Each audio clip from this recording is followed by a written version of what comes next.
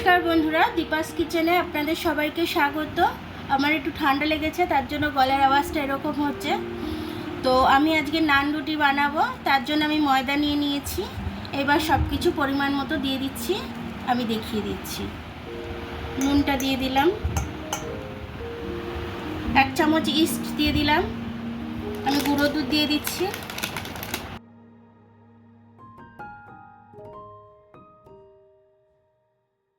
4 চামচ মতো গুঁড়ো দুধ দিয়ে দিলাম আমি এটার মধ্যে। চিনি দিয়ে দিলাম আমি, আপনারা যেরকম একটু মিষ্টি খাবেন সেরকম একটু চিনি দিয়ে নেবেন। আমি একটু সব কিছু মিশিয়ে নিচ্ছি। এবার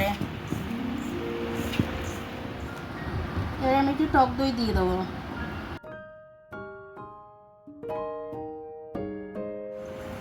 এবার আমি এটাকে দিয়ে ভালো করে মেখে নেব।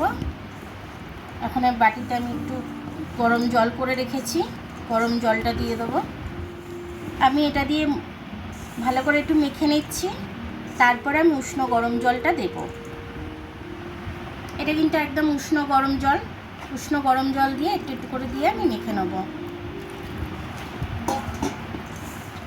এটা আমি নানের রুটি যেরকম হয় সেরকমভাবেই আমি করব।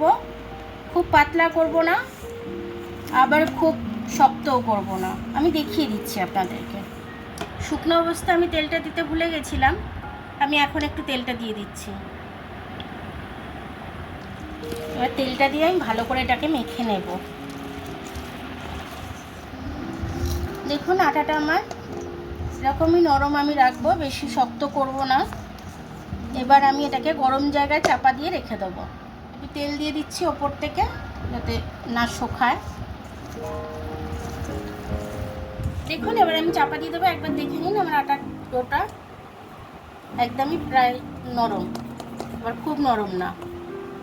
এবার আমি চাপা দিয়ে এটা গরম জায়গায় রান্নাঘরে রেখে দেবো। এবার আমি খুলে দেখে নিচ্ছি, এটা প্রচুর ফুলেছে।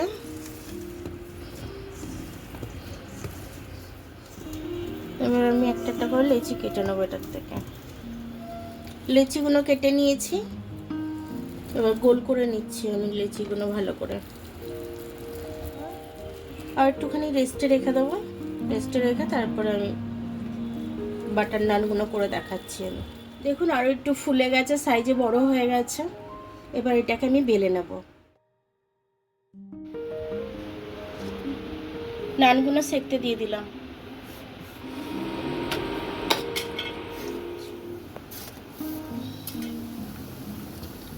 তেলটা দিয়ে দিলাম।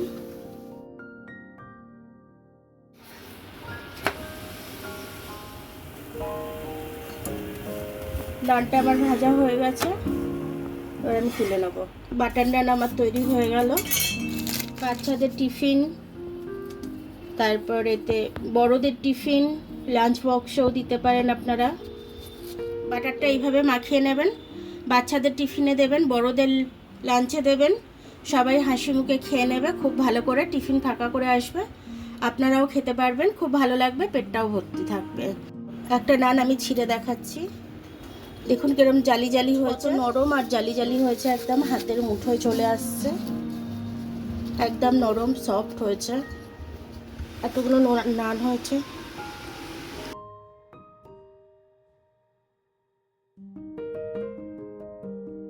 আমার ভিডিওটা দেখার জন্য অনেক অনেক ধন্যবাদ। আমার ভিডিওটা যদি আপনাদের ভালো লাগে, লাইক, সাবস্ক্রাইব, বেল আইকনটা একটু টিপে দেবেন। ফেসবুক থেকে দেখলে লাইক আর ফলোটা একটু করে দেবেন। আবার কাল দেখা হবে নতুন রেসিপির সাথে। ততক্ষণ আপনারা ভালো থাকবেন, আমি আসছি।